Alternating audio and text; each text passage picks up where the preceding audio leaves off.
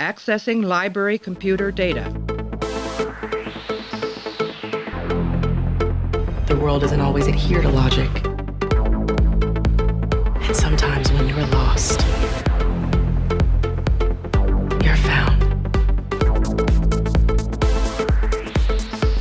Hey everybody, welcome back to the show. Continuing our run through Star Trek Discovery. And right now we're up to the episode called Saints of Imperfection. It is the 5th episode of the second season, aired on February 14th, 2019, written by Kirsten Beyer, directed by David Barrett. In this episode, Burnham and the crew navigate a dangerous alien landscape in a race against time to save Tilly's life, but Stamets is not at all prepared for what they may find in the process. Section 31 is assigned to help track down Spock, much to Pike's dismay. We're joined by Clay. Clay, how are you? Good. Looks like we found out why they didn't use Culver as the ghost. And what would that be? Because they were saving him for this exciting moment? Yeah, I guess so. They had to go back. I would argue you could do both. I would think so. Yeah. We've taken an extra it might day. Make more sense if you do both. Yeah. We've taken an extra day. We're not recording this on a Friday. We're recording on a Saturday. I've watched this twice because before we go to the break, I'll just say I didn't know what to think about this episode the first time I watched it. I had the same response. It was the only episode of this season so far that I wasn't pretty confident in what I felt about it. And if I've rewatched other ones in the past, it's really just to sort of remember details as opposed to like try to sort out what I think about it. But this one, I had no obvious reaction. I thought it came away a little bit positive, and then I started thinking about it, and I don't know where I really stand at this point. I do think it's a very prototypical.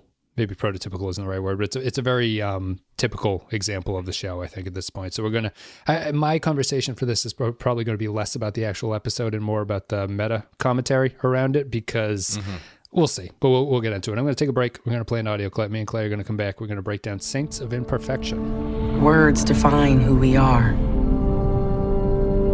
Officer. Orphan. Widower.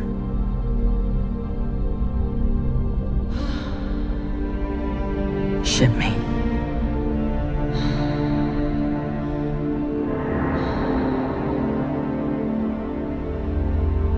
But there is no word for the unique agony of uncertainty. Okay, Clay. So to kick this off, I will let you know why I find this show difficult to watch, and that is on a level of just my enjoyment factor of watching it. I spend too much time crying because of all the emotion. That's true. I'm very dehydrated. I have to have like an IV put in. My wife is a nurse, so she just runs me a saline line right into me. But the thing about it, I wouldn't say this is a terrible show. I think it has improved substantially since its first season. I think that there are places that you could go if you had a lot of time with it, that you could really develop things. I think it has some fundamental problems. However, I get no joy from watching the show. And mostly, I think it all stems down to what I think is the real fundamental point of this episode, which is that the show relies so heavily on bait and switch writing that nothing you watch can be believed that it's going to amount to anything. Like it's very unsatisfying. Nothing... You know that the writers are going to toy with you and flip something around after they give you something. And this one, this is probably the 4th episode in a row that they've been like, oh, we've got Spock. Here's Spock. He's going to beam aboard. Oh, it's someone else. It's not Spock at all. In this case, it's Georgiou appears. That one, I can't really give them too much crap for that, because I mean that's the thrust of the season, isn't it? It's like, well, we think we have Spock up. We didn't get Spock yet. I mean, that's just how the story's been going. How many times are you going to go back to that well? Are you going to do this until we run into him? Like, at a certain point, why have it be a mystery? Because it's not a mystery that sticks around with you in any sense. And I think that the thing the other bigger point is that death is largely meaningless in this universe. So playing on the emotion of the episode opens with like a eulogy for Tilly, and that was real weird. So, I mean, but that's the kind of thing. It's like, it's playing on this thing that is, it wants you to believe is real, but it's just going to pull the rug out from under your feet. And I don't find it very satisfying to watch. I find it sort of frustrating because nothing that you're watching to get to the end result ends up mattering to you, because they're going to flip it on you to whatever that they want it to be going forward.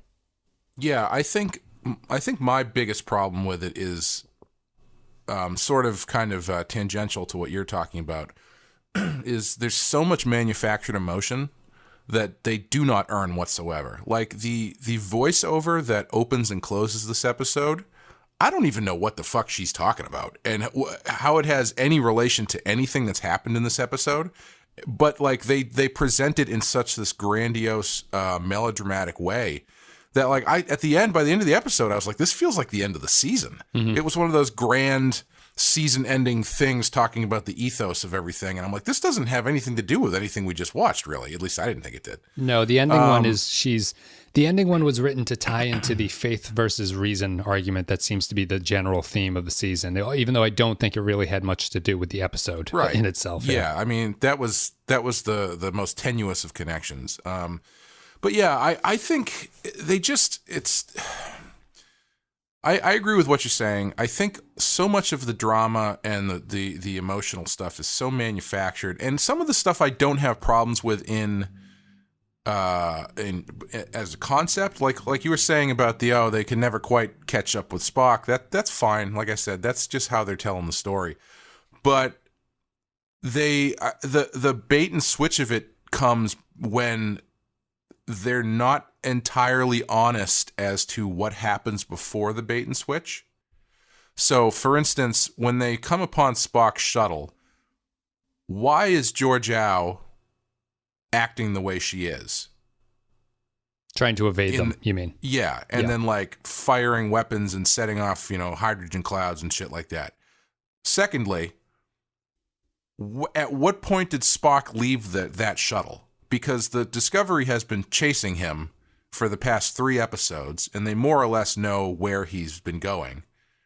At what point did that shuttle become adrift, and did Georgiou get onto it? Like, I mean, it's a detail thing that probably doesn't really matter, but it's like, what if the whole thrust of your series this season is trying to find Spock and chasing him? There's this big section of time that they reveal after Georgiou gets off the ship that, he hasn't been there for a while. Right. I've been driving the ship. Like, I don't know. It's just the way that they present that opening scene with the way that she's handling the ship makes it feel disingenuous when it shows up to be her and she's like, yeah, I've just been driving this for a while for no real reason. Or I mean, she's been trying to track him or whatever, but it's like, I don't understand. It's that thing we were talking about previously where they do a scene where they're like, it's the Enterprise. All of her life support systems are dead, or the only thing left working on the Enterprise is life support systems. Oh my God, we can't talk to anybody. What's going on? And then all of a sudden they're just on the ship and they never talk about it again. Yes. It's like they manufacture the drama for that scene, but then as soon as the scene's over, it just doesn't matter anymore. Mm-hmm. They got your blood pressure up, but they don't really do the work as to why that works. No, and I guess you could say that with the it kind of would have been neat to see a how Spock deceived Georgiou scene. You know what I mean? Like if Spock's the ultimate logical creature, to see him sort of set a trap where he can get out of it and it fools them and he gets away and leaves the shuttle behind and everything. They're not going to do that because they're not going to show you Spock until that point. Or at least have her say that. Sure. Yeah. I mean, that's an instance where I'd be fine with her being like, yeah, we were tracking Spock and then he gave us the slip. Not just like, oh, his ship has been adrift for a while. Right.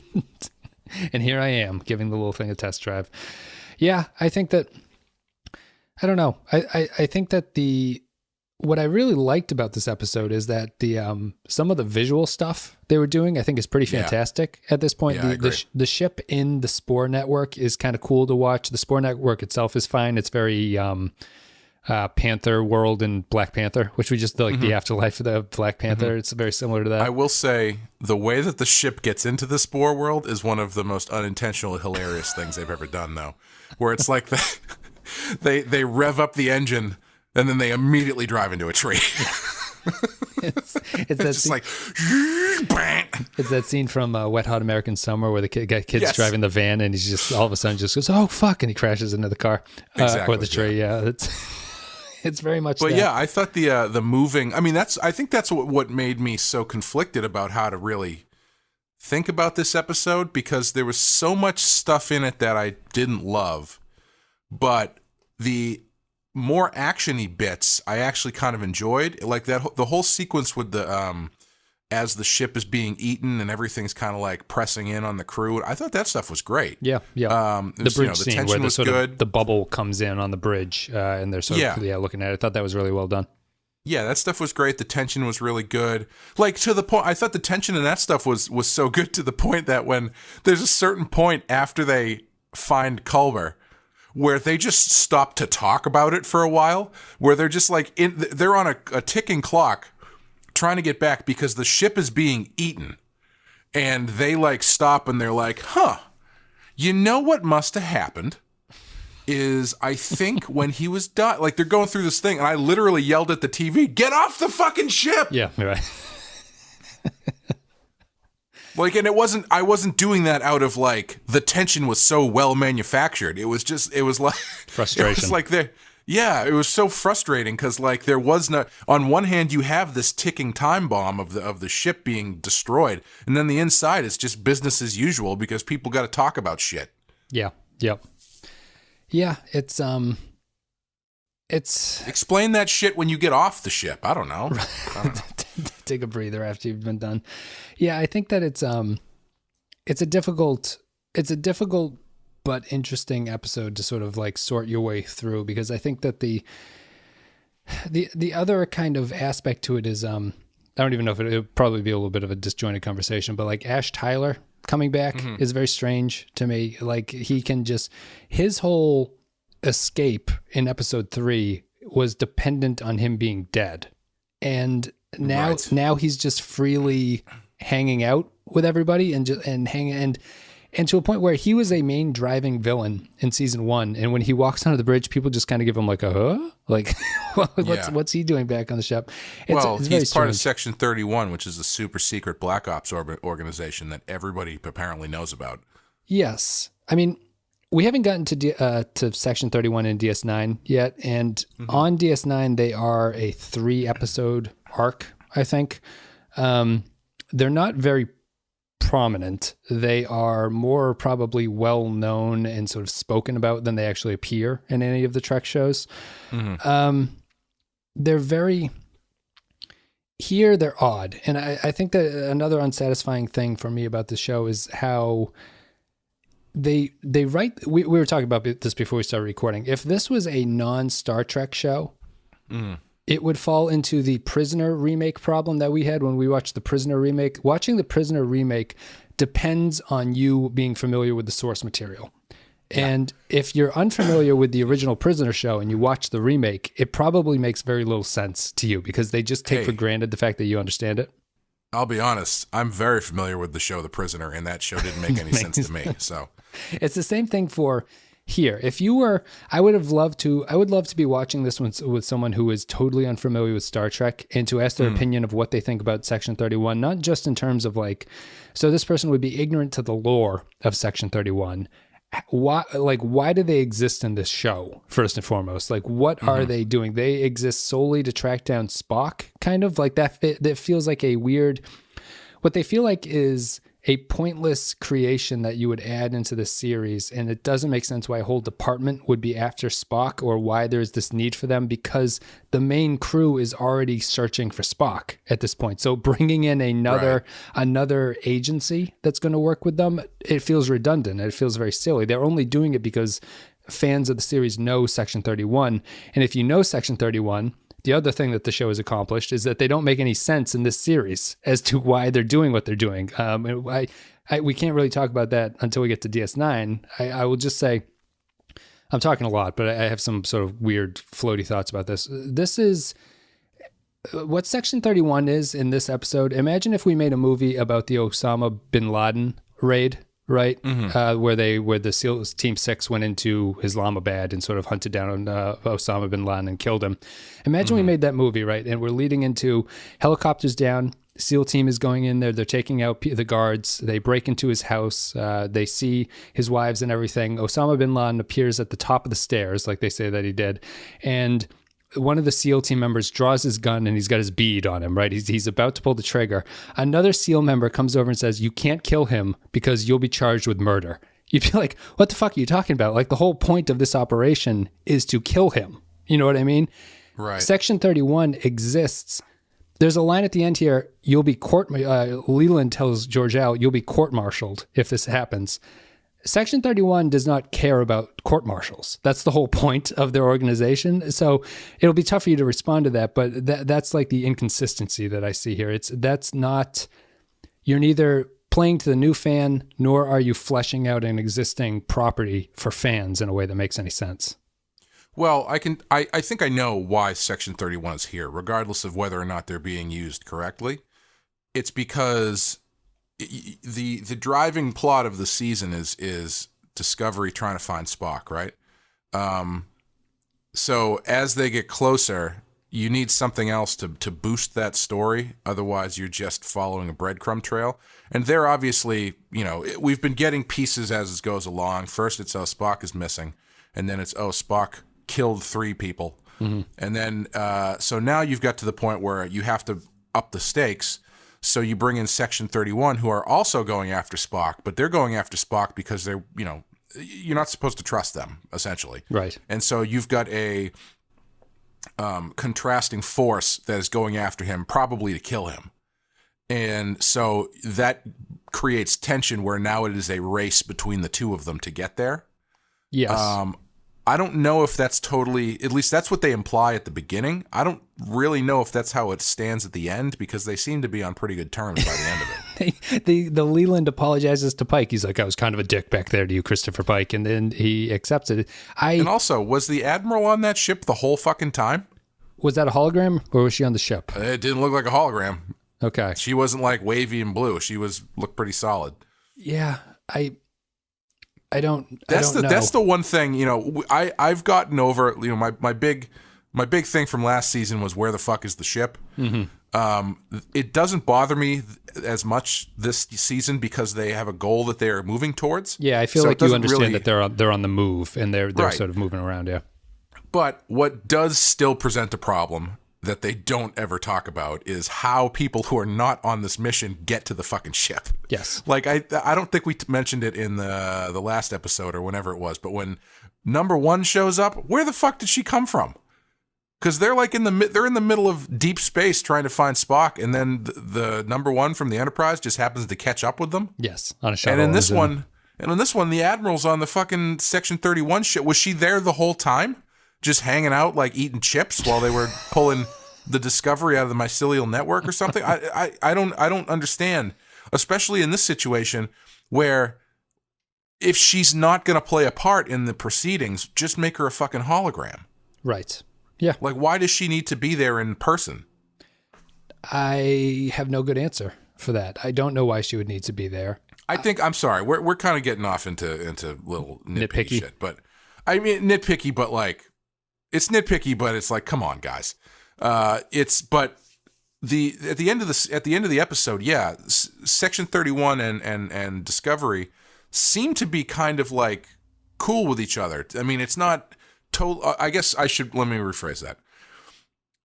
There is not that feeling of we need to get to Spock before Section 31 does, as much as there was at the beginning. No. I guess the thing that they're trying to imply is that maybe having Ash on the ship again. Are they trying to recreate this? Well, I guess you don't even need to recreate it, but are they supposed to make the rest of the crew suspicious of Ash? Is that his name, Ash? It is. Yes, right? Ash Tyler, yeah. Suspicious of him by the fact that he is who he is, and he's in Section 31, and now he's stuck on Discovery. So is that supposed to be like, oh, he's, was this guy going to be the bad guy or not? I don't know why he's there at all, really. He seems like the worst agent to send over in that case. Oh, yeah, big time. I don't know. It's hard for me to really sort of wrap my hands around that whole thing. But their relationship with Section 31 is friendly from the start. Leland and Pike know each other. They're familiar with each other for some reason. And they have a weak hint at some sort of tension where Pike says, "Is that a threat?" And he says something. He has some response to him. But by the end of it, the Admiral is chastising them, telling them to work together. And they agree to work together with each other. Yeah. And and they apologize to each other. Yeah, they apologize. And I'm not going to get too into the weeds about why this doesn't make sense for Section 31. But I don't think we need to worry about that. Section 31, just for your benefit, feels very much like the Spore drive. They're going to have to do something drastic to bring it into continuity with the rest of the shows.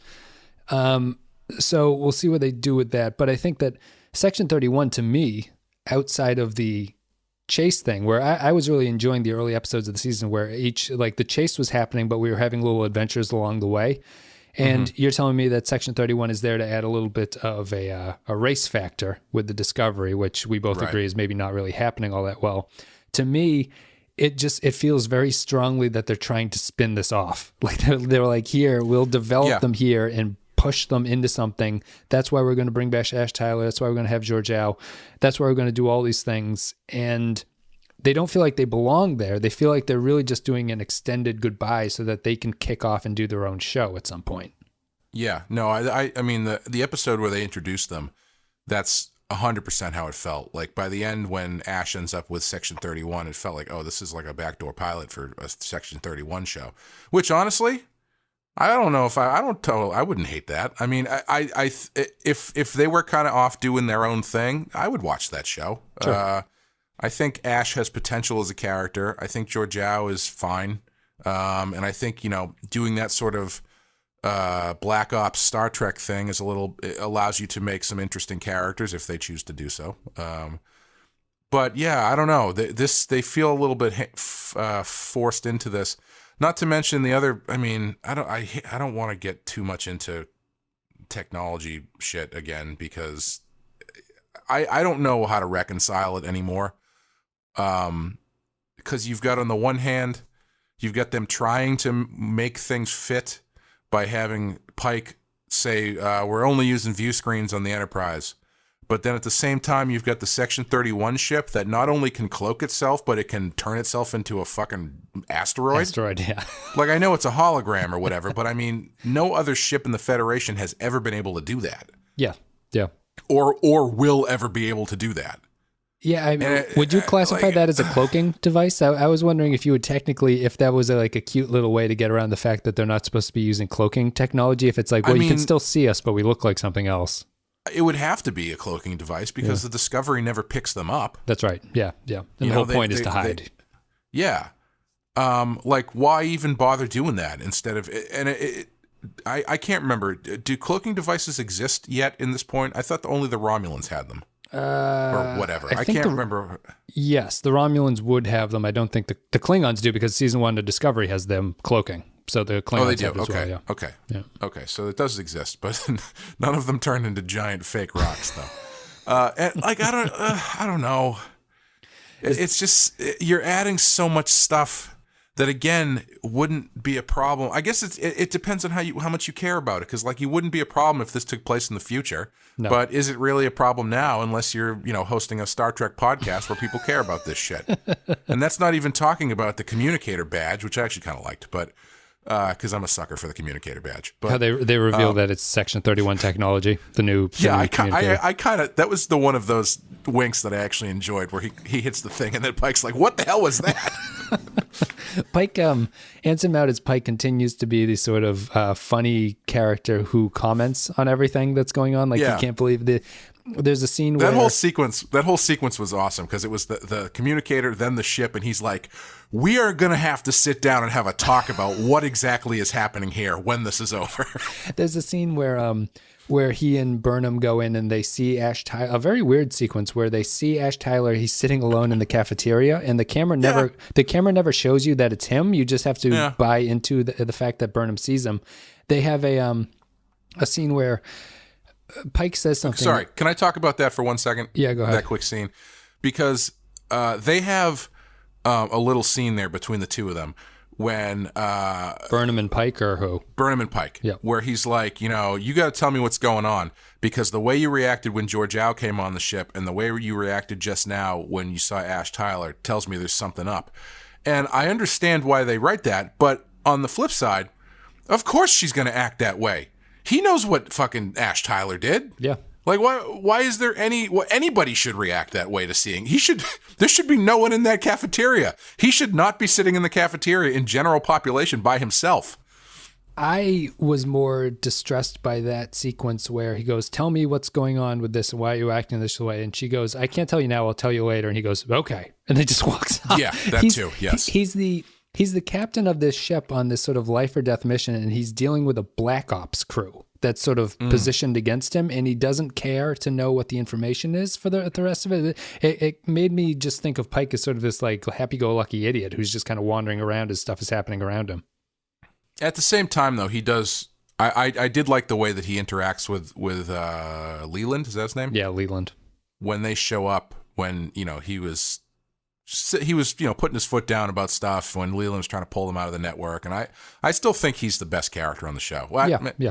Best is maybe a stretch, but I think he's the most engaging one this season. I think he's the most consistent, and he has a role that's not really prominent, but he sits comfortably where he needs to be. But to get back to just my point of their scene with each other was funny because the Pike is sort of pointing out the funniness of stuff where he says something to Burnham and Burnham goes, well, he wasn't Voke then, he was Ash Tyler and it's a different person. And Pike just kind of looks at her, he's like, even if I could understand what the fuck you were telling me right now, like trying to sum up whatever the Ash Voke relationship is, he's like, I'm going to forgive that and move on with it. He's very good at that sort of role, pointing out the funniness of stuff, even if I don't know if it's intentional half the time. Yeah, I feel like the thing that's making him come across so strongly, actually, is he's the only one to me who seems like his character is actually getting across through the stuff that he does and his actions, as opposed to just talking a lot. Because they have generally not positioned him in a way where he is actively solving the problem the way they do with literally everybody else. And I understand that because, the captain, got to put him on. They want the captain to be a little bit more peripheral on the show, which is totally fine. But part of the result of that is that when he does take action, it does feel more honest, as though he's responding to what's being given to him instead of just creating the solution out of nowhere. Right. So like they come to him with something and he considers it, and then he's like, all right, this is what we're going to do. And like, even at the beginning sequence, it was a little tiny thing, but the ship is the shuttlecraft is going away. They're trying to, catch him or whatever. And he's like, all right, fire a photon torpedo and blow it up 100 meters away from the ship. And that's a pretty ballsy thing to do. No, he gets a couple side eyes about that. Yep. But then, he does it, and it's his actions, I feel like, speak louder than a lot of other actions on the show. And I don't know if that's because he's so charismatic and charming. I don't know. But I like that character. I think he's been a great addition to the show. Yeah, I think so. He is he's well acted. His role as captain makes sense in a way that the other officers' rank doesn't seem to matter at all. He's the decider. He decides what they all do, and him being the captain sort of lends to that. And he's written as a very good manager. He sort of reaches out to everyone else who's under him and sort of looks for the best opinion before he goes on with his decision. And of course I'm only saying that I like him because I identify with him as being a dashingly charismatic white man myself.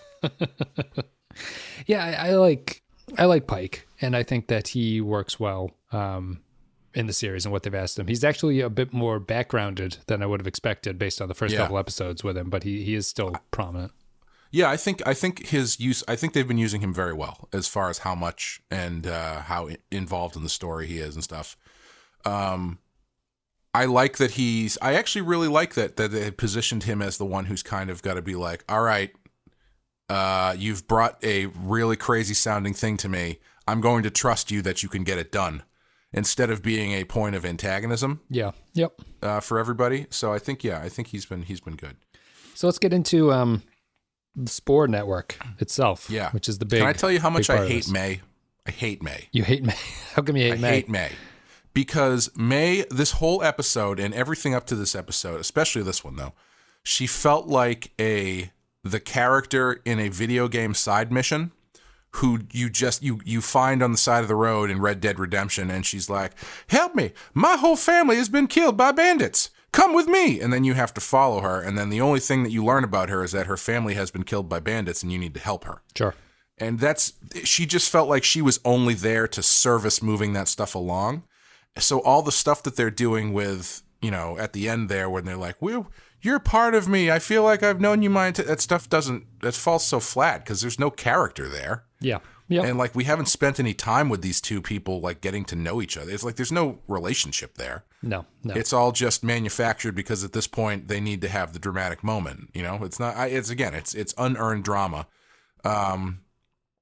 If it was Culver, everything that she says makes way more sense as far as like the emotional beats of it because you don't need to do that work because that character already exists. And the fact that the dead doctor has come to you to bring you back into the mycelial network to solve this problem generates a lot of internal feelings instead of, creating this literal shell of a character. Yeah, he's, I think just so people don't yell at you, I think it's Culber, C-U-L. Is it with a B? I can't remember. I've seen it written both ways. So I think it's with a B. I will look through that. It is Culber. It's C-U-L-B-E-R. Okay. The Culber thing. I pronounce all my V's like B's, like in Spanish. The Culber thing. And vice versa. Was. Well, I guess we can.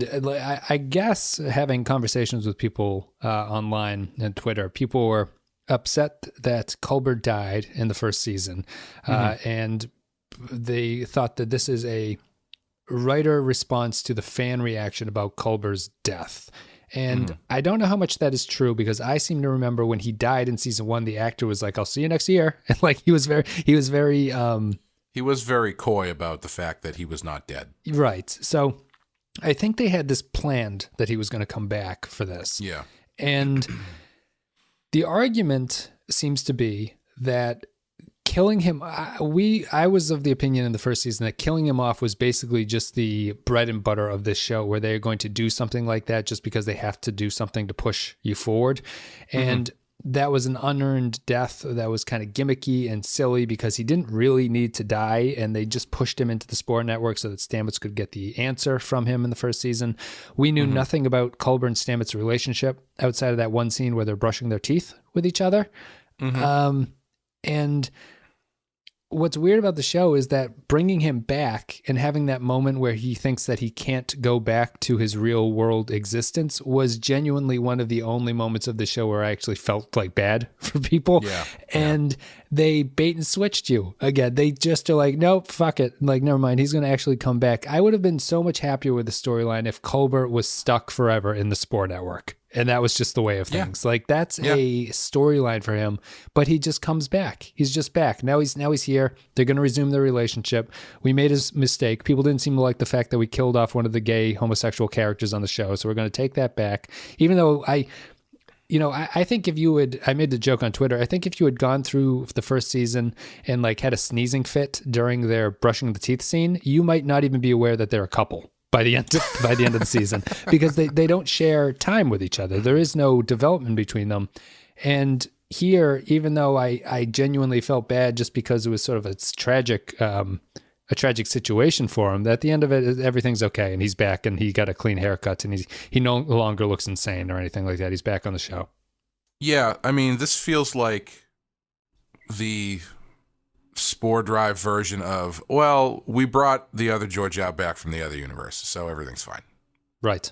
It has the same kind of, I mean, it's a little bit, I'd say it's a little less hacky than that because there is actually, as well, we don't know this for sure, but as far as we are to believe at this point, it is Culber, the Culber that we knew, who has now been resurrected to an extent, or reconstituted, or whatever. Right. We have no evidence. It's not a different character. Yeah, we don't. I mean, maybe he might turn out to be some weird, fucked up version. I don't know, but as of right now, it is the same character. So it feels a little less hacky than just creating it. It's not the landfill situation that they had in the first season. Yeah, and we saw him as a mycelial ghost in the first season. So it's not like they invented this for him to just be existing there. We have seen him there before.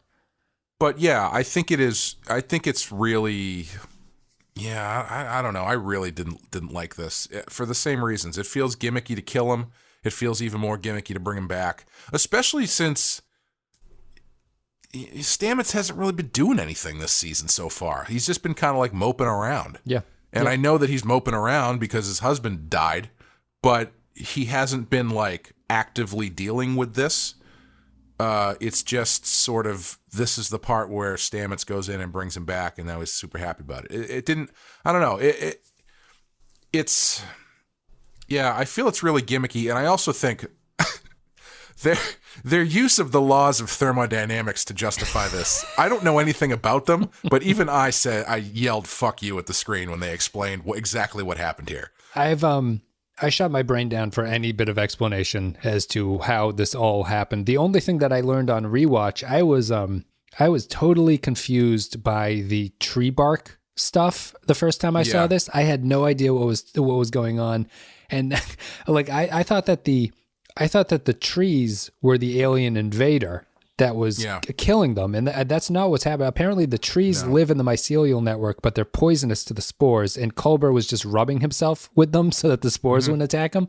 I thought there was something much more insidious than that, but no, Culber is the monster. He is the only monster. And did you pick that up? I as soon as they got to mycelial network and she was like, we have to find a monster, I knew exactly what they were going to do. No, because I was confused thinking that the monster was the tree poison stuff. Yeah. I thought it was an alien life form that had like infected the mycelial network, probably because Discovery's jumping back and forth between it or something. And I on rewatch, it's obvious that it's Culber that they're talking about, but no, I was totally confused the first time through. Yeah, for whatever reason, it was just like TV logic for me.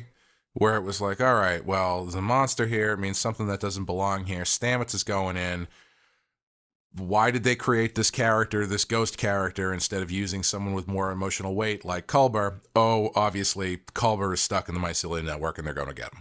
That's basically how I pieced it together. Yep. It goes against our argument in the previous episode. They shot down our point as to why not just have Culber. It's why you have to have May exist. Well, that's what I was saying at the beginning. I kind of think you still could have done both. I mean, it probably wouldn't have worked the same way, but I don't know. I still think it's, I don't know. It feels cheap to me all around. Yeah. I don't know. I feel I haven't had a real point of discussion for this conversation that we're having. Also, like they smash the ship into the mycelial network and then they just like open a door. How the fuck did she get inside the ship? Who? Tilly. They just walk up to the ship. They just walk right into the ship. Don't they? Oh, right. Don't they go through the little box to sort of connect the worlds? Is that what they do? No. I'm talking. So Tilly's in the mycelial network. Yes. And then they bank the Discovery off into a ditch. And so they have half of the ship sticking into the mycelial network. Yeah. And then Tilly and May just walk into the ship. But no one's there, right? Yeah, but like, did they open a door for her or something? Why can she just walk up to the exterior of the ship and walk into the ship at any point from the saucer section? How dare you? This is maybe... Also, when she gets there, it's like she's right around the corner from where Stamets and Burnham show up. And it was like, oh, we're going in there to find Tilly. Oh, she's right here. It's just, I don't know. I know they had other things to do because the point was to get to Culber and whatnot, but, I don't know. Maybe I think that all just ties into, I didn't even realize that they were running around on the Discovery, I guess there. Like what's weird when I'm watching this is my brain is just kind of glazed over at a certain point, and it's like, so what does that mean? Why does the crew disappear when the ship appears in the mycelium? Well, just because they can't go into that section, right? Yeah, the crew didn't disappear. They moved everybody to a safe section of the ship. Okay, now this is all making. I've watched this episode twice and I never even thought about this. So that's why they do that. That's why they come on and they have to go to the box section that they can move between worlds with or something. Yeah. Okay. Yeah. All makes sense. Sure. I think it's the. Yeah, I think it's just the general problem with it. Like, so much of the details are sort of hung up in the mechanics like that, as opposed to any kind of, like, you feel the episode would really hinge on the Stamets and Culber thing, and it doesn't in a lot of ways. And I apologize because I feel like my conversation has been a little bit off on this one, but I don't know. it's getting a little bit difficult at this point to really fix my Discovery commentary, because this show is so. I'm just gonna end. I'm done talking about this episode. I think I'm just gonna go into like a meta thing about it. But the way that we've done the previous Trek shows, right, where everything has been more episodic than this, you feel like you sort of understand the entirety of something when you're going to talk about the episode. Like you've seen it, you've seen the entire story. And Discovery takes a much more serialized approach to things. And what you end up with is these sort of like little scenes that continue on, and you're not really sure where they're going to build or what they're going to go to. And you end up just sort of like, there's almost, we were talking a little bit disjointed. We were talking on Discord about this, about like how many bad episodes of TNG and TOS there are. And Discovery is a different mode of storytelling. And it's probably why I think that it's not fair to compare Discovery to TOS and TNG and DS9 and Voyager and things. It's much more fair and appropriate, I think, to compare it to modern television shows that are serialized like this, because you can, they're telling the same kind of story. Like they're using the same techniques in a way that the early Trek series really aren't at all. And the thing about Discovery is just that there's never any hope in Discovery at this point that when we watch a bad TNG episode, you always go, well, this next episode is going to be great. There's never this hope that the episode is just going to like flip and become a new thing. Because of the serialized nature of the show, all the episodes become similar to each other. You know, like it's very tough to pivot. What's that? It's very tough to pivot when you're doing it this way. Right, exactly. And I see very little hope at this point that the next episode, I have very little optimism that the next episode of Discovery will be an A+ episode. You know what I mean? Great trailer, though. I thought the trailer for next week's looked pretty cool. What the hell happens in the trailer? I can't even remember. It's they're going to Saru's planet dealing with the giant red thing. And the Baul, the oil creatures, Yeah, that oil creature was pretty cool. I mean, if Tasha had been killed by that thing, I would have been like, all right, I understand. But you know what I mean? Like you just kind of like, after you sink into what a Discovery season is, you just kind of have to expect that for the rest of the season. I think that's another thing that sort of drags me down while watching it, is because there's no hope for, well, this episode was terrible, but the next episode is a 5 out of 5. Yeah, I think that's a little cynical. Sure. I don't think you're entirely wrong. I understand what you're saying, but I feel like this season has doing your show like this makes it very difficult to pivot, but it doesn't mean you can't start tacking your ship in a different direction. And I feel like this season so far has been better than the first one in terms of, it has a little bit more focus to it. It still has a lot of the frayed edges that the first one had that I think are dragging it down. But when they focus on the main story that they're telling, it seems to they're doing pretty good. It's not. I'm not going out and really recommending it to anybody, but I'm hopeful that eventually that they will be able to right the ship. Does that mean that I think next week will be a 5 out of 5? No. I mean, because kind of probably for the reasons that you're saying, I've just sort of assumed that's not going to be the case ever. But I don't think it's impossible. Yeah. Well, I think where it becomes very difficult is in a show like this. For a 5 out of 5 episode, you need to have all of your elements like firing on all cylinders, right? And one of the main elements that you really need to pull that off is really strong characters. And I just think that the character work in this show is so sparse. And I don't mean that from the actors. I mean writing-wise. I think the actors are doing fine with what they have.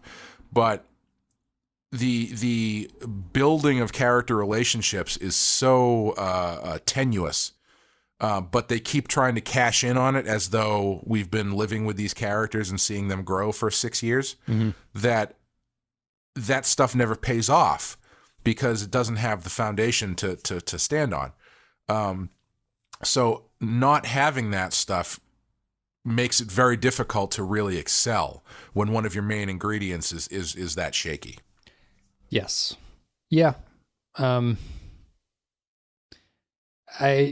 mean, I agree with that. And I think that it's I don't know. I'm just like the problem here to me is why, like, I almost feel like they should have just abandoned the Spore Network. The worst parts of the season are everything that they're bringing from season 1 and trying to sort of correct it in a lot of ways, or at least like resolve the issues with it. And I feel maybe it was just better to never go back to the Spore Network. Like the Spore world is so odd to me. It fixes a lot of problems. They always have like a solution because of the Spore universe is a little bit different, that we can do this in the Spore world. It doesn't feel like anything's earned from it. Well, I also don't understand where the Spore universe exists and like the breadth of it or anything, because I don't understand how they can just bank the ship in through a crevice and be 20 yards away from where Tilly is. Right. Like they have some technobabble about him being able to trace the cocoon or some shit. But even there, it's like, what was their plan? Once they get into there, were they just going to walk around in the ship and hope that Tilly was on the ship? I think so. Or were they going to leave the ship and walk into the world of the mycelial network and cover however much ground that is to find? Like, I mean, I understand. They had an hour. They had an hour, according to exactly. that. I say that all the time. They have an hour, but at the same time, it's like it feels so much like they didn't consider some of these connecting tissues. Like, I don't know. Part of me feels like you could have gotten around it if it was. I think they did this in the first season, didn't they? Where it was like a mycelial network flip inversion of the ship. So it was like the same, occupying the same space, but it was in a different dimension or some shit like that. Sure. So that way she's on the ship. So you just got to find her on the ship. Oh, instead right. Of, I got you. Yeah. That kind of thing. I don't know. It seems like they go so big, but then they don't really always consider, and I should give them the benefit of the doubt that they do consider this stuff, because obviously I don't work in the writing room, and I know it's very difficult to write television, and, I am not a professional in any means as far as that goes. But, it's some of these jumps, these, I wouldn't call them plot holes, but like tenuous logic leaps that... Yeah, they're like a leap of faith, almost. Yeah. I mean, is that the theme of the whole second season, where they're just like, yeah, it's all about faith versus reason, because we just really want you to just trust us and not worry about it. Yeah, I think so. I think that's it. Before we wrap up, yep. One thing that I would like to talk about, it's just a tiny little thing, but I've watched the episode twice, and I have not been able to figure out what the hell they're talking about. You've also watched it twice. Maybe you caught it. I missed the tree thing, so we'll say, yeah. Burnham, and if anybody listening can figure this out, please tell me. Burnham and Georgiou have this scene at the very end, right? Where Georgiou is like, "Oh, you should trust me. Why would I lie to you? Blah blah. I've held your life in my hands so many times," which also is something that we don't actually know because we've never really seen. But Burnham says something to her where she says, "I heard you bought us a few minutes. I can't thank you enough for that." What the fuck is she talking about? Burnham says that to Georgiou? Yes. Georgiou is not involved in anything going forward in the story, other than the fact that when she gets on the ship, right? So as far as the actual, like, mission that they just completed goes, Georgiou is not involved whatsoever. I'm trying to think. So unless they're talking about something else that happened previously that I've completely forgotten about, that line makes no sense and it's kind of, if I'm right, if this line has no connection to anything that we actually saw, I feel like it's a good example of the problem, because you've got this scene where Burnham is talking to Georgiou, coming to her and being like, I was kind of a bitch towards you, but you bought us some time, and I thank you for that. And then Georgiou's response is like, yeah, man, I'm going to do that for you. That's why you should trust me. But we don't have anything to base that emotional conflict on in that scene. It's just manufactured, unless I'm completely wrong. I could be completely wrong, but I don't know what she's talking about. I honestly don't remember. Because Georgia just is not in the episode after a certain point. No. Like once Section 31 shows up, oh, you know what? Okay, I know what it is. I take it back. Erase everything I just said. What is it? You'll have to remind me. I still don't know what she did, but I think she's referencing the scene on the Section 31 ship when Georgiou is doing something because Leland wants to pull out, and then Georgiou says that shit that I hate where she's like, well, remember that time where you were on that planet and you killed those people? Mm-hmm. And he's like, well, nobody's going to know about that. And she's like, well, I hacked your files. I hate that shit. Because they're talking about stuff we don't know anything about. And but she must have done something there. That makes sense. I'm sorry. I didn't mean to go off on a tangent about that because I missed it. But that's fine. But even there, the problem is whatever she does happens in dialogue. So I don't know what the fuck she did, but she somehow stopped the ship from sinking, pulling them out or something. I don't know. But also, how would Burnham know that? Was Leland the only person who would know that happened would be her or would be Georgiou or Leland. Yeah. So unless one of them took her aside and was like, by the way, Georgiou bought you some time. Well, during Leland and Pike's bonding sesh at the end of the episode, maybe he told him back there that something happened. So anybody who was screaming at their phone or whatever as I was ranting, I apologize. Let's take a break. We'll play an audio clip. We'll come back and give our final thoughts about this one. Old friends who don't shake hands? You're a long way from home, Admiral. Indeed. Starfleet has new and critical information about the 7 signals. The first one that appeared led Discovery to an interstellar asteroid, but by the time you arrived, the signal was gone. We detailed a research vessel to scan for subspace readings, and the findings were unexpected. For a brief window, the signal appears to have left behind a trail of tachyon radiation. Tachyons. Quantum field like that could imply time travel. Or it could be the byproduct of cloaking devices or transporters. You're both right. Or maybe you're both wrong. Either way, the only one with any sort of connection to these signals is Lieutenant Spock. Still a fugitive. So yeah, I need tough both of you to find him, and I need you to help each other. I'm not sure I really liked it. I'm not sure I hated it. I don't know. It's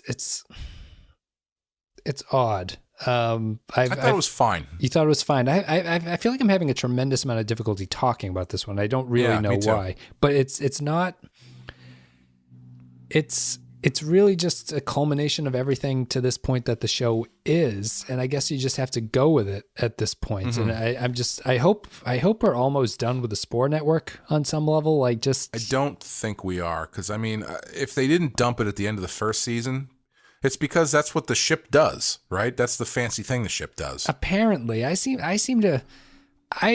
know people are saying that on the Discord. I remember the intro of season 1 being that the Discovery is just a science ship that has a ton of labs on it. Like, I thought that was the design, and they just happened to have built a spore drive for them. But you know, people like Grim Santo bring up a good point of the saucer spins for the function of the jumping is done by the spinning of the ship. So I don't know, maybe. Well, I think the whole ship wasn't the ship designed by Stamets as like wasn't it sort of built around the concept of the spore drive? But there are multiple. The Glenn is another version of Discovery, right? So, and there must be a Discovery ship because they always name it after the first ship. So there must be a ship called the USS, or whatever the fuck their ship is called. I actually don't know what the ship is called. The class or whatever. I see. But I guess I never interpreted it that way, but I guess you could say that maybe these ships were built for this function alone, although I always just got the impression it was just a science ship that happened to do things. Yeah. I mean, I don't think there's another ship that does the spore thing. Well, there wasn't season 1 because they were the one that had that bad jump where everyone turned out deformed after it was done. Oh, right. Yeah. And Stamets had that friendly rivalry with the other engineer who died. Right, that's right, yeah. But I mean, it is the fancy thing that the ship does on the show, so I can't really see them ditching it, even though they don't really use it that much anymore, which is like, I mean, at that point, you may as well just get rid of it. So, well, if it was built for, I guess maybe I'm digging too deep. So if it was built for the Spore drive, why does it have a warp drive on it? I guess would be my point. Like, you know what I mean? It feels like it's a normal ship that they have attached some new tech to. Although spinning it's like, undoes that. Why would you put, NOS boosters on a car? The car still drives without it, but you get that little extra kick if you need it. I always assumed that the Spore drive was not meant to be the only way it travels. Yeah, that's fine. It all feels very. I guess it's unimportant. It's interesting to think about, but I guess it's just unimportant in the context of the series. But tough episode to think about. We'll see where the next one goes. I am looking forward to the Saru thing. If the Saru thing is its own little contained episode in the next one, because that is definitely more interesting to me than what the Spore Network is here, and we'll see what Culber comes back and acts like, and how they treat him and everything going forward. Yeah, I'm looking forward to that too. The Spore stuff is just so uninteresting to me, because there's not, like, I don't know, there's nothing interesting about that network. Like, I thought they were going to. Is there anything interesting to that world that they were in, really? I thought they were going to tie it into the faith versus reason thing by having it be a very strong allegory for heaven. Like it's an afterlife position.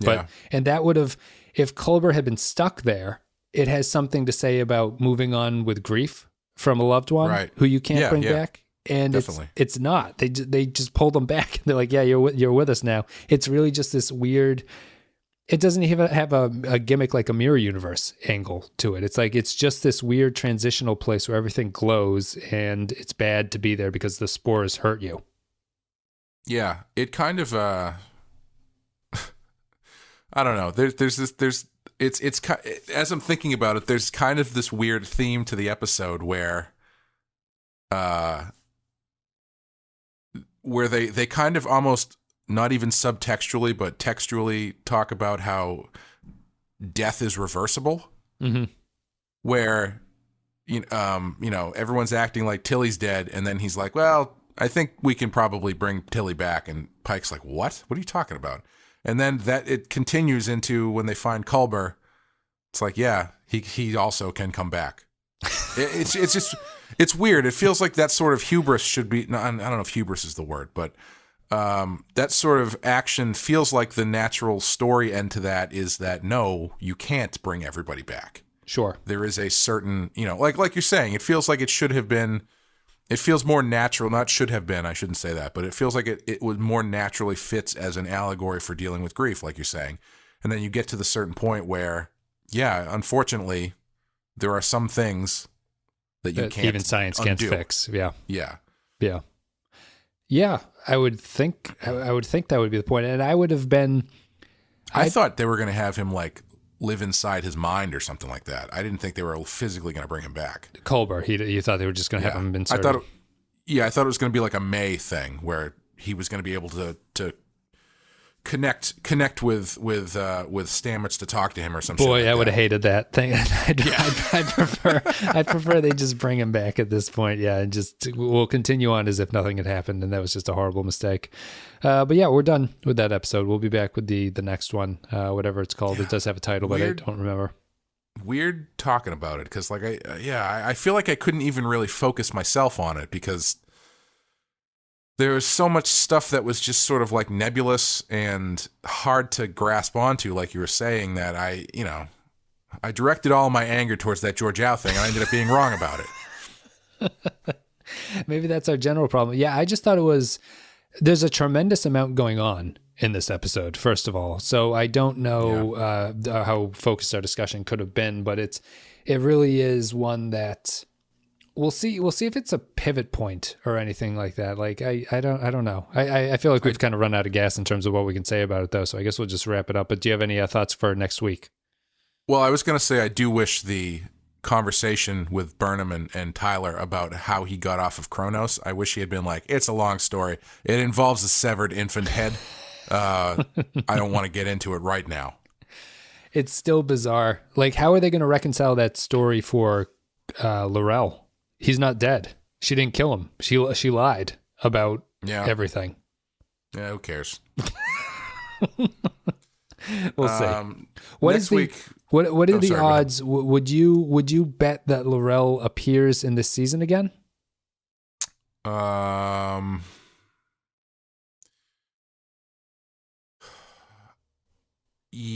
many episodes do we have left? This is episode 5, so we have 9 left, I think. 9. I would say there is a 55% chance we see her again. Okay. Only because I'm thinking eventually they have to get to Spock.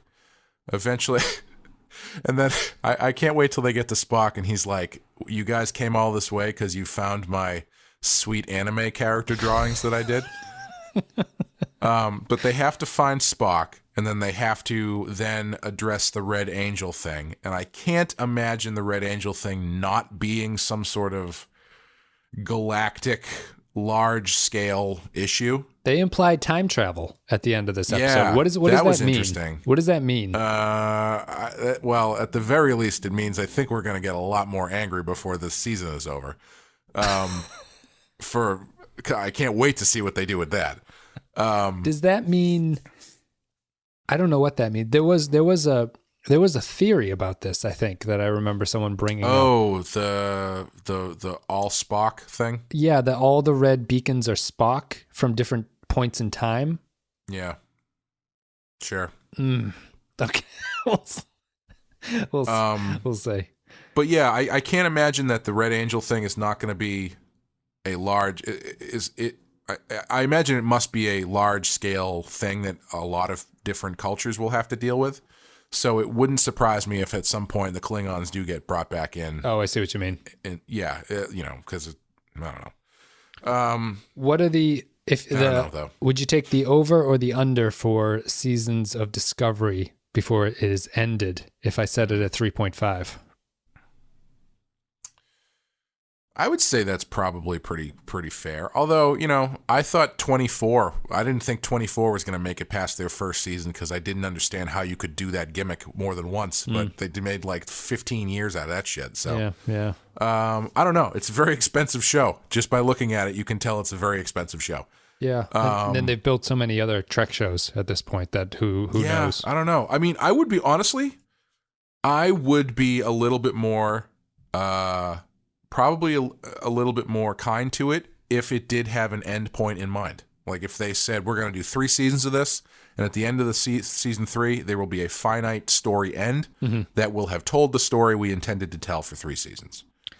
But, yeah, I'd probably be a little bit easier on it, I think. Yeah, me too. Yeah. Although that would make our podcast less interesting because it's like, well, you can't really judge until you get to the end of it, which doesn't really suit what we're doing. Well, here. I think it's unfair. I think it's fair to not say that now only because they haven't made that clear that that's what they're going to do. Yep. Like if they did have an end point in mind to the story, then I probably would be like, all right. I mean, I'm not loving it, but I'm waiting to see where it goes, that kind of thing. Yeah. And I mean, that's still how I am approaching it. But yeah, it's a little frustrating at times. All right, guys. Well, if you enjoyed the conversation, there's all the social media links. There's Facebook, Twitter, Discord. You can I join hope we any don't of come those. off as just like straight up hating it because that's not the energy that I want to get across. No. I don't know. It's just it's tough because it's one of those things where I really want to love it. But there is so many things going on that are just not clicking with me on like fundamental levels. Yeah. It's not technology stuff. It's not time setting stuff. I don't know. I feel like our criticisms of reviewing the show actually is the most frustrating from all the shows that we do because I feel that